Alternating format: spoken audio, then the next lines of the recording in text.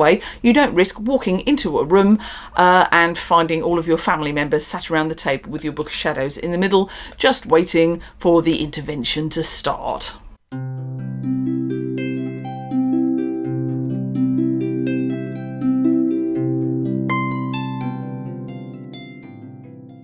Hello and welcome to Grumpy Old Crone with me, Annie. I'm going to be here talking about things that don't matter very much in the witchcraft and pagan communities for the next half an hour or so, give or take. So today we're going to be looking at, number one, my cat's complete lack of witchy aesthetic. I would say don't eat for this one, okay? Secondly, really important, practicing witchcraft in the broom closet, or at least starting to look at it. This is kind of a big old subject. And three, the usual positive bit. Okay, so welcome to, first of all, the witchy aesthetic. So as I say, if you're eating, please stop until I finish this bit, okay? Kind of important, and you'll understand why as we go through. If you have a problem with anything even slightly poo related, then I recommend skipping ahead to the meat and two potatoes. But if you're staying around, I can only apologise for what's going to happen. Entirely true story, okay? So I have two cats. If you've watched any of my kitchen videos, you may have seen my elderly black panther Jinx kind of sloping past as he's a bit of a tart for the camera. And Jinx does actually have a brother. His name is Kimber, and he's kind of like a brown seal point sort of a moggy who's prone to occasional zoomies, but mostly has a long held and serious dedication to napping as much as possible. So yesterday morning, Mr. Grumpy Old Crone and I spent all morning cleaning and tidying because he had family visiting for the weekend and we didn't want them to think that we had decided to live our lives as bog witches. Which, only kidding, we're totally bog witches. But still, we didn't want them to think that, so we decided to clean. Now, part of the cleaning routine was him cleaning the dining room, and he put on a lovely, sparkly, clean, white ironed tablecloth onto the table, and I washed the current bog witchy ones. We'd just about finished zipping around the house and making it look relatively presentable when he needed to go and pick up the family from the station and bring them back. So I stayed home and finished off the odds and ends of tidying, including changing the linens on the spare bed in our attic guest bedroom. Now, as I finished up, I realised I could... Cat owners will know when I say I could smell a smell. It was a familiar smell, and it was a smell that should not have been smelled 2 floors up from the location of the litter tray. Oh no. It was time to go and investigate. So the first thing I found on the middle floor landing was that a cat, and I didn't know which one, later turns out it was Kimber, had decided to vomit all over my newly cleaned and hoovered carpet. I said some very rude words and then went off down to the kitchen to fetch rubber gloves and some paper towels so I could clean up. Whilst I was downstairs, I noticed that the smell was worse. Way worse. I checked the litter tray, and whilst it obviously had been slightly used, it was in no way bad enough to justify what I can only describe as a rank stench. Obviously, I had missed something. So I went back into the dining room and then I saw it. The new, clean, fresh, sparkling white, ironed, bleached tablecloth, all ready for the big family meal that evening, had poo on it. To be more exact, it had large, solid in parts, circular poo tracks. Circular, all over it. I gagged. Okay, I'm usually pretty good with the cat litter tray, but this was so bad it even made me gag. So I realised at this point that even though this was a lovely damask linen tablecloth, one that I had made especially for our hand fasting, but still, there we go, lovely damask linen tablecloth, there are some things that can never be erased from the memory, and as such I took it off and threw it in the bin because nope. So I changed the tablecloth, I cleaned the vomit, I bleached and Febrezed, and then sat down for a minute to calm down. And I noticed Kimber sitting down and was about to engage with his bottom for washing purposes, as a cat will tend to do. fair enough. You know, it's his thing, it's his bottom. But he looked at his butt and he jumped, which is not what usually happens with our cats when they look at their own rear ends. So something was obviously not quite right in Kimber's bottom world. So I got up and I went to have a look. And he really didn't want to be looked at very closely, so he tried to run away. At which point I realised that the issue was that he had about 8 inches of string hanging out of his arse with a large poo clumped on the very end of it. And as he ran away, the string and the turd followed him. This panicked him, leading to scatological cat panic, at which point he ran even further, in circles, dragging the string and the poo behind him. He was literally being chased by his own poo, and this was too much for Kimber to take. So it turns out I have the evidence that the reason for the large circular poo stains and, how can I put this, detritus became really clear. He was attempting to escape from the terrifying cat-stalking turd and completely failing. No matter how large a circle he ran in or how high a surface he was on, the turd just wouldn't shift, mainly because it was on the string and that string was going nowhere that wasn't his arse. So I thought laterally and I got scissors and I cut the string off at butt level and disposed of the evidence. Bleach. I bleached everywhere he had been. Bear in mind, remember, I've got my in-laws coming. Right, so I bleached everything.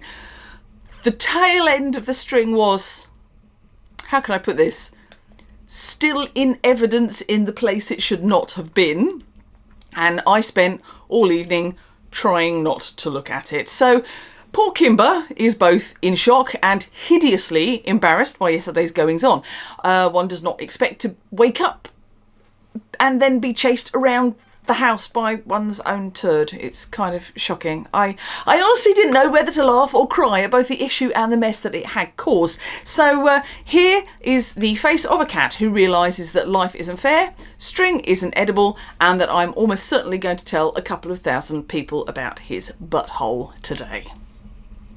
So for those who will be concerned right now and want to tell me about the danger that a string could cause to my cat's internal workings, I know, and I will note that my daughter-in-law is a fully qualified vet. Hallelujah. I called her as soon as I realised what happened, and when she had stopped laughing, she told me what to watch for and to call her in a couple of hours if it hadn't naturally resolved. Needless to say, it naturally resolved just as she said it would. The visit with the family's been very nice. Could have done with less cat-stalking turd panic, though. Oh, jeebus. Right, that was a thing. Right, anyway, having got through that horror... Oh, it was awful. The smell. Oh, anyway, everything smells of bleach and it's nice and fresh now. But still, having got through that horror, let's move on to the meat and 2 potatoes of today, which is all about witchcraft in the broom closet. Now, if I was recording this just a couple of years ago, I would probably have approached this entire subject differently, because 2 years ago the world was a very different place. I'm hoping that in another 2 or 3 years it will be a kinder place again. I draw comfort from the fact that this kind of ebb and flow has earmarked the human experience since we had records that could talk about it. So a couple of years ago I would probably have encouraged people to be public about their beliefs, because it's only by being visible that we can build support and tolerance. But right here and right now, I don't think that's a situation that an awful lot of people are in. I mean, it's true that many of us, and I count myself in this group, are free to practice whatever we want, however we want, and happily take up the space that we need in order to do that. But we're also quite blind if we think that this is the experience for everybody at the moment. The rise of the right-wing kind of Christian nationalistic politics in a lot of places mean that practicing openly can be really difficult and a bit dangerous for people. And if we're honest, it's sometimes not even just about the political situation. Many of us live in families with closed religious beliefs, and being open about worshipping differently can put valuable family relationships at risk. There's nothing wrong in wanting to keep those safe and sound. So Not everybody can practice openly for a lot of reasons, and I hope that we all understand that. We shouldn't judge whether somebody else is ready to come out of the broom closet, okay? Speaking personally, I spent a very long time in the broom closet trying to be Christian. It was a version of me that a lot of people close to me found easy to accept, and I kept on with it for that reason. Even when I realised that I was probably the most useless Christian on the face of the planet.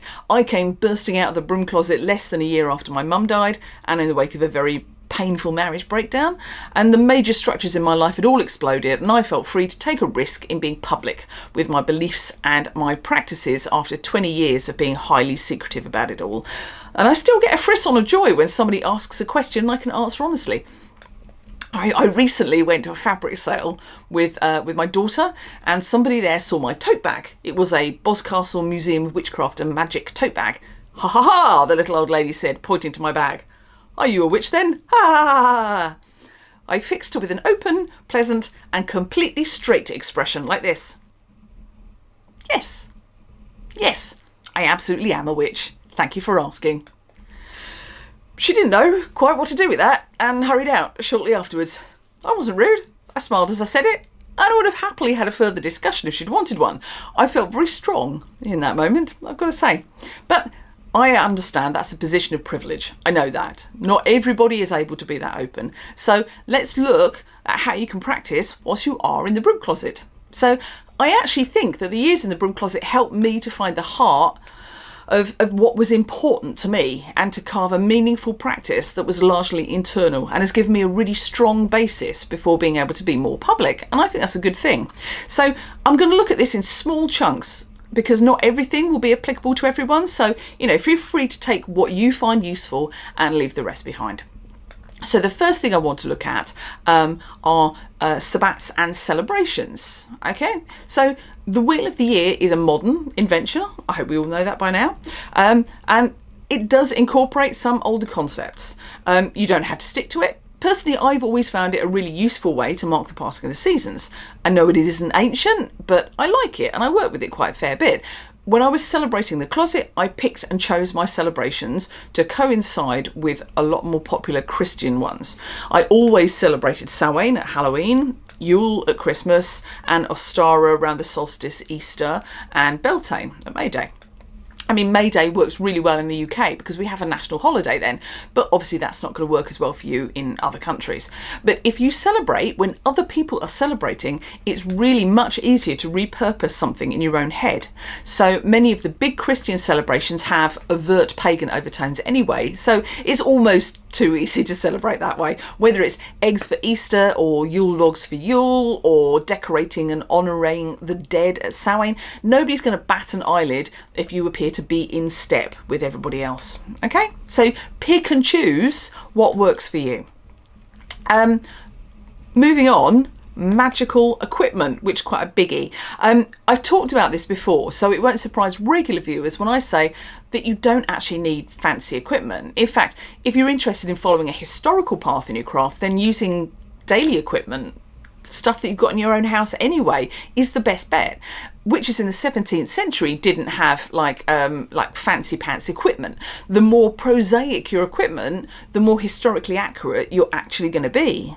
You need an athame, your best kitchen knife, chalice, a wine glass or your favourite mug, wand, your finger, moon water, just get a drink bottle of tap water that you left in the window accidentally during the full moon, altar, coffee table or the floor, altar cloth, tea towel, dish towel, cauldron, a saucepan. All of that stuff are things that people would have had in their kitchen anyway. And when we think about it, the magic is in your manipulation of the power that you raise, not the money that you spend on things. And all of those things are things that are in your house anyway. If you're worried about people interrupting you in the middle of some kind of ritual, then use the bathroom. Tell other people that you're going to have a long candlelit bath. Lock the door. Draw the bath. Have the bath. Get out, dry yourself and draw your circle. Nobody will question the candles or the nice smelling herbs, and the door is locked. I'm a big fan of bathroom craft, actually. Right, moving on, educating yourself. So I have always recommended reading around your subjects and educating yourself, but I can tell you from experience that reading a book with a title like Necromancy for Beginners can make people look at you a bit strange when they see the title. So getting outed by your reading material is no fun, so it's time to think, you know, a little bit laterally, maybe. So thankfully, if you're watching this video, you have the alternative right there. So I recommend making an alternative Google account, passwording it so that only you have access, and read online. Download ebooks onto your phone via this account. Don't automatically save your account password into your computer so nobody else can accidentally access it. Keep your digital trail on this account only. If you have a library nearby that does ebooks, start a different account with them and read witch-centered library ebooks through this account as well. If you check in with Reddit, Pinterest or anything else, do it from this passworded account. Okay? It's what I do. Even though I'm out, I find it really handy to have everything all in one central place. So I have a Google account that I just use for all of this stuff. I mean, it's a good thing to do, even if you are out of the broom closet, in my opinion, but you know, whatevs. Anyway, moving on. Tarot and divination. So this one's a little bit harder. So for reasons I don't understand, tarot cards are like a red rag to a bull with some Christians. They fundamentally don't understand the basic theory behind them.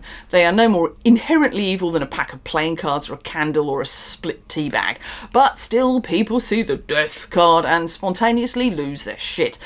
And there's no guarantee that if you have a deck of cards, somebody won't find them and out you. And there's a whole conversation to be had, which you don't really want to have. So as much as it pains me to say it, if you're in the broom closet to the point where someone else finding tarot will put you at risk, don't have tarot. Practice other forms of divination. Tea leaves or dice. I'm hoping to get a set of Publishing Goblin's divination dice soon. Publishing Goblin are the people who did the Alleyman's Tarot, which I think some people know. I've also hopefully got a set of that on the way as well. So as soon as they come, believe me, I'm going to be all about Publishing Goblin stuff. So, but they do divination dice. So when they're here, I'll show you, but from what I've seen of the pictures around them, the images on them they're not really overt. So I'm hoping that that'll be something that you could maybe do without letting on that that's what you're doing. It just looks like a role-playing dice or something like that, I'm thinking. I'm thinking they could be the perfect below-the-counter divination tool. Mundane people see weird dice, they just think game. So, you know, it could be perfect. Anyway, I'll let you see when they arrive. There are multiple ways to divine. Pendulums, historically, were not pretty rocks on gold chains and what have you. Historically, they were generally a wedding ring on a neck chain. Nobody thinks twice about a neck chain and a wedding ring. Everybody has those things, right? Well, if you're married, everybody has those things. So try that. Moving on again, oils and herbs. Okay, so while you can, and I do, knock yourself out in a good apothecary shop buying weird herbs and things, there's a hell of a lot you can do with a good selection of swords, herbs and spices, and I don't mean in your cooking. Rosemary, cloves, juniper berries, thyme, star anise, cinnamon, yes, I know, cinnamon, bay leaves, all of that. They all have really good uses in witchcraft, and they won't surprise anybody if they find them on your kitchen shelves. So I use Scott Cunningham's Encyclopedia of Magical Herbs, personally, but that might be a little bit obvious if you're trying to stay below the radar. So maybe look at some good sites online that you can refer to. I am going to this week do a kitchen herb correspondence list on PDF as a Patreon extra for anyone who's interested as well. Anointing oils can be a little bit more difficult, but if you make them yourself, you can let people know that you've just decided to try out a new hobby of perfume blending. Stick it in a plain bottle or with a handwritten label that's got names that have meaning to you and nobody else, and put the word perfume oil after it, and nobody will know. I quite like this as a tip. And also, you know, a lot of the things that you blend will actually smell quite nice. So you don't have to just anoint a candle, you can anoint yourself as well. So you're not even fibbing. It is actually a perfume oil, okay? Right, moving on again. I'm so aware of time. If I go off on any one of these for too long, we will be here until next Thursday. So I'm trying to be careful about that. But moving on, Book of Shadows. I mean, honestly, if there's one thing that's going to get found and out you as a witch, then it's a handwritten Book of Shadows, right? My personal belief is that it's the information process in a Book of Shadows that makes it personal and powerful, not the physical book itself. So I personally don't think that you actually need a physical book. So it's perfectly allowable to just type up your work in a Google Doc. Save the Google Doc to that passworded Google account that we talked about earlier. I mean, I've got opinions about people who see their Books of Shadows as nothing but a craft project. There's nothing wrong in a bit of scrapbooking, don't misunderstand me. You know, I like gluing and sticking as much as the next man. But it's the information that's really important. And if you agree, then you can keep it digitally and you can keep it passworded and then just make a nice scrapbook about something else that you love. And that way you don't risk walking into a room and finding all of your family members sat around the table with your Book of Shadows in the middle, just waiting for the intervention to start. Right? Okay, candles. Candles, honestly are the easiest part of this entire setup. Nobody actually cares about anyone lighting candles these days, do they? I mean, buy them cheap, find a safe candle holder. Everybody finds candles atmospheric, and with the advent of cottagecore and hygge in more places, lighting candles is generally seen as a way of decorating a room, not of doing spells. If you want to do small candle spells, I recommend birthday candles. They burn quickly, which means that they're more likely to be over and done with if somebody walks into your practice space. You can anoint and herb them in the same way as a bigger spell candle, and honestly, there's no real difference between a birthday candle and a charm candle, apart from how long it takes to burn them down. Little candles are harder to engrave sigils on, but if you put the sigil underneath the candle holder, it'll have much the same energetic effect. Right. Crystals. So crystals are useful in some people's practice, but not in everyone's. Personally speaking, I like them as meditation objects and mood boosters. I usually wear them as jewellery, often wrapping them as wire to wear them as pendants, as you can see here. But I do have larger items such as my amethyst geode of dubious femininity, see my Patreon for that picture, and my new fishtail selenite. But because I'm a big old weirdo witchy type, nobody really questions that. Whilst I was in the broom closet, I wore elasticated bead bracelets all the time. I bought stones that had particular meanings and purposes for me, and never once in my entire years of using crystals like this did anybody question me, even in church. They just saw them as pieces of jewellery and nothing more, and I really recommend this. If you want statement pieces in your house but are worried about how they look, then I'd recommend looking for carved pieces. You can buy crystals in all sorts of different shapes now. Dragons, skulls, different wild animals, even Pokemon. Whilst I've never personally tested this theory, I think most people would see Pokemon before they realise it was made out of tiger's eye to boost your inner strength and confidence, or that the attractive angel on your bookshelf was actually made out of selenite for cleansing and moon veneration. So yeah, give that a go. Incense is a vital part of my practice, and I honestly don't know what I'd do without it. I use it for offerings and for cleansing and for meditation and for intention setting.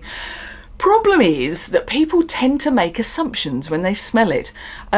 Assumptions tend to be A, church, B, drugs, C, witchcraft. It's a weird old set of assumptions, if you ask me, but there you are. I found that I had honking great chunks of time where I just couldn't use incense, and it saddened me. Essential oil burners, you know, like the wax melters, but you fill the dish with water and a few drops of essential oil before lighting the candle underneath. They can fill that hole somewhat. As long as you're using essential oils rather than fragrance oils, this should work very well for offerings. Because there won't be the same level of chemicals that you find in like those scented fragrance oils that people buy to put into candles or bath bombs or whatever it might be. So the addition of the candle underneath means that they can also work really, really well as a meditation focus as well. If you've already told people that you're getting into perfume blending, odd smells and little bottles of sweet smelling things shouldn't be a problem at all either. Right, representation of the divine. Okay, so this is a slightly chewy issue. Some people, myself included, really like a representation of the divine in whatever way they choose to honour it. My first very physical experience of the goddess was in the Goddess Temple at Glastonbury in front of the mural there. I find it much easier to commune with her if I have a physical representation to focus on. But a physical representation of the divine is a difficult thing to disguise. So I've got a couple of suggestions here, either of which might work depending on your mindset. First up, find a picture of the embodiment of the divine that works for you. On my physical altar, I have a Ukrainian wood carving of Gaia. Having written this, I might have taken a little break to go off and find if there is a print of the John Minshall mural that brings me to tears every time I see it at Glastonbury. And yes, there is. Thank you, Goddess Temple. That's going to be bought next time I'm in you. If you can find a picture of the divine that you like, then I recommend saving it to the pictures file on your phone and bringing it up whenever you pray or meditate. Make sure your phone won't power off in the middle of a ritual, because that seems like it would be a really, really powerful banishing ritual. So when you finish your ritual, close the picture then, and nobody will be any the wiser. The second suggestion requires a little bit more work and visualization. So pick an object associated with your chosen aspect of the divine. If it's Bridget, you could have an iron and flint, the makings of a fire. If it's Hestia, a wooden spoon. If it's Gaia, then a rock. You see where I'm coming from with the kind of stuff? So spend some time meditating on that item. Hold it against your body. Imagine the divine being immanent in that object. Do this time and time again. Carry the object with you. Keep it close when you sleep. Call the divine down to inhabit that object. Maybe mark the object if you need to. A ribbon or a felt pen to draw a rudimentary face. Whatever feels right to you. Mark it and know that the divine dwells within that object. Revere it. Give it offerings and then talk to it. And after a week or two of this, you won't need a statue. The divine will be in that humble object, so treat it in accordance. Nobody will know that the pebble on your bedside table is the goddess made flesh in her world, but both you and she, more importantly, will. So I'm going to run out of time here, so I'll draw a line, but I think you can see where I'm going with this set of ideas, yeah? Stay safe and practice quiet power if that is what is appropriate for you. Witchcraft doesn't have to be about big statues and statements of being witchier than thou, as a friend recently phrased it. I love that. It can be silent and strong if needed, without losing anything. So, blessed be. And finally, on to the positive bit! Here comes the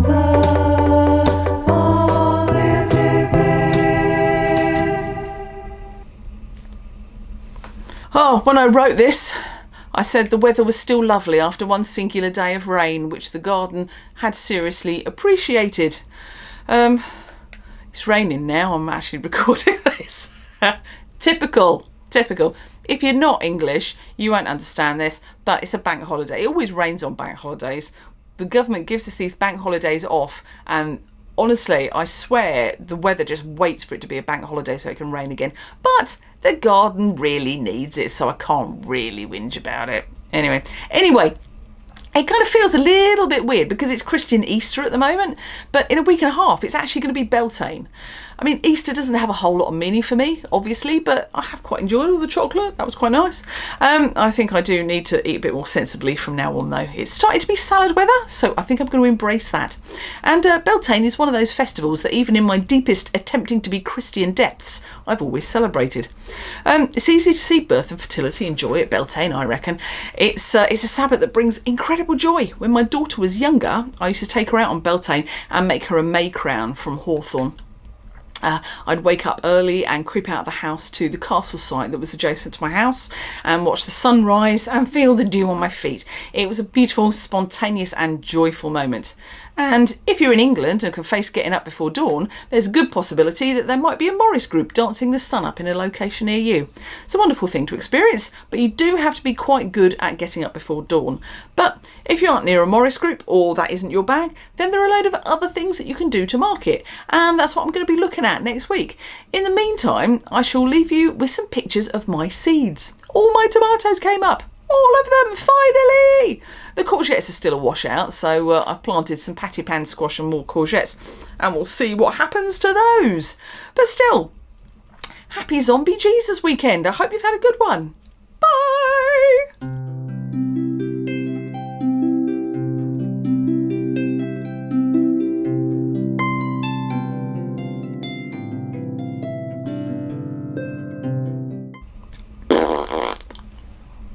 Oh, it's cold, bugger.